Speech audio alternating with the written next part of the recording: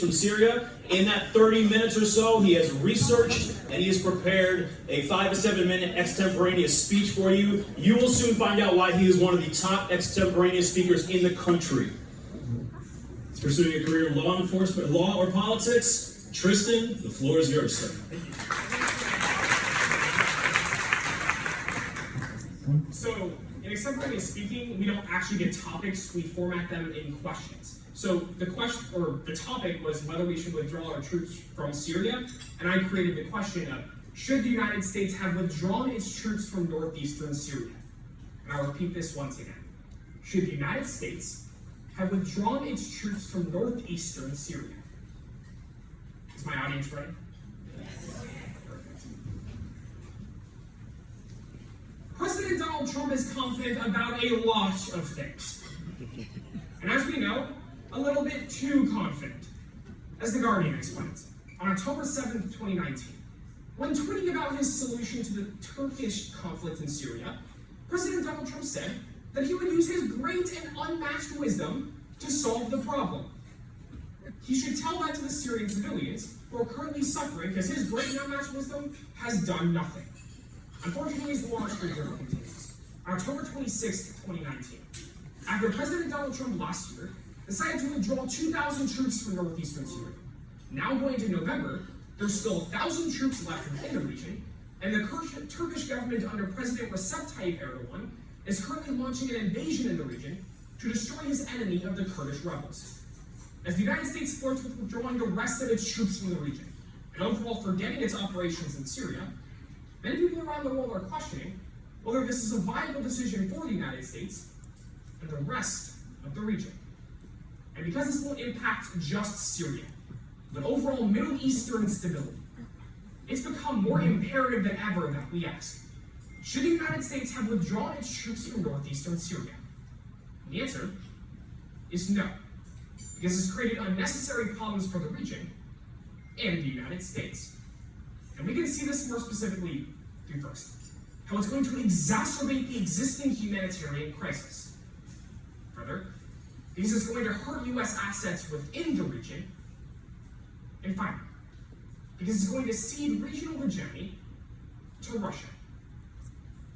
Since the Syrian civil war started in 2011, the government hasn't just destroyed a once prosperous nation, but civilians all throughout the country are the ones who have suffered the most.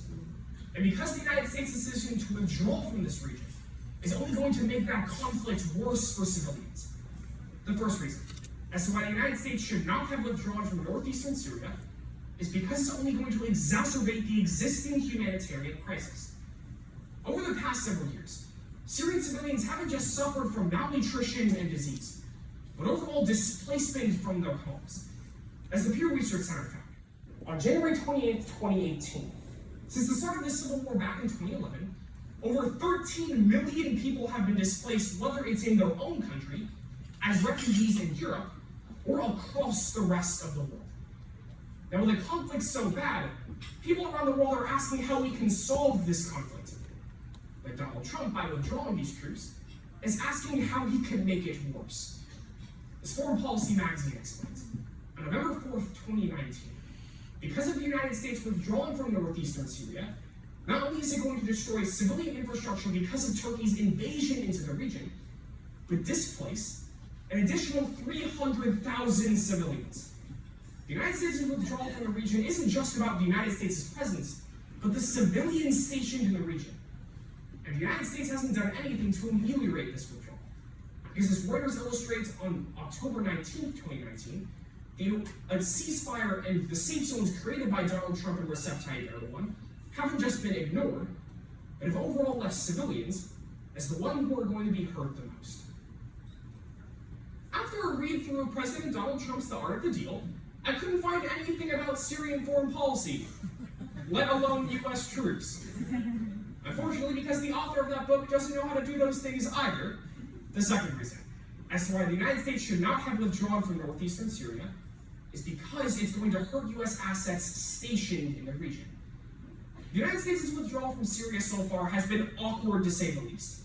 That's because, as Vox Media, with a V, explains on October 11th, 2019, Because the United States has only withdrawn half of its troops so far, and has left several groups of troops throughout northeastern Syria without adequate protection, many U.S. troops stationed there don't know when exactly they're being withdrawn or how safe they are moving forward. Because the threat of the Islamic State and the rising Turkish invasion is continuing to hurt U.S. troops, it has not just created a quagmire for the United States, but overall an issue that has actually put U.S. troops at risk so far. As Military Times explains just yesterday, after the Turkish government continued its invasion into northeastern Syria, one of their airstrikes launched directly next to U.S. troops, almost killing a group of 50. Now, while they didn't get hurt in this conflict, it highlights one major problem for President Donald Trump, that U.S. troops are at risk, and overall U.S. assets as well, because of this withdrawal and deteriorating relations with Turkey. As the New York Times continues to explain, on October 26, 2019, after President Donald Trump told Recep Tayyip Erdogan exactly where we keep our nuclear weapons within Turkey, not only did Recep Tayyip Erdogan champion his new ambitions for nuclear development, but also highlighted a bigger issue, that our withdrawal from Syria isn't just hurting U.S. troops, but a nuclear arsenal as well. President Donald Trump's forbidden romance with Vladimir Putin does not apply to Syrian affairs. Because of that, the third and final reason as to why the United States should not have withdrawn from northeastern Syria is because it's going to cede regional hegemony to the Russian government. President Vladimir Putin of Russia has had a whole lot of ambitions with regards to Syria.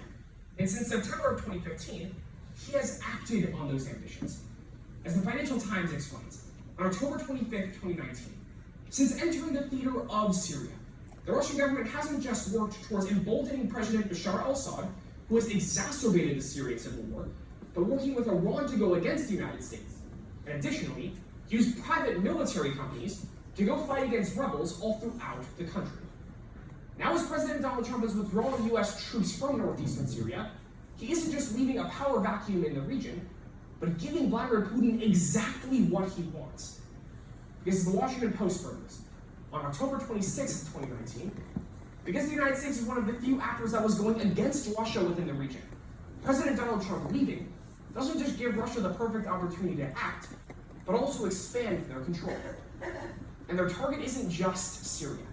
Because as the Haaretz explains just 3 hours ago, President Vladimir Putin's next aims are to help Jewish civilians in Syria, because he wants to embolden his stance with Israel and take the fight to the United States, as we're focusing on America first and failing diplomatically. Which brings us back to today's question. Should the United States have withdrawn from northeastern Syria? The answer clearly is no. And we saw this more specifically through first, how the United States is exacerbating the existing humanitarian crisis. Further, how it's hurting U.S. assets. And finally, because it's going to cede regional hegemony to Russia. Now, while President Donald Trump's wisdom certainly isn't going to solve the conflict in Turkey, it's also not going to solve the one in Syria, or a plethora of other areas, if we focus more on our own affairs, rather than championing viable diplomacy.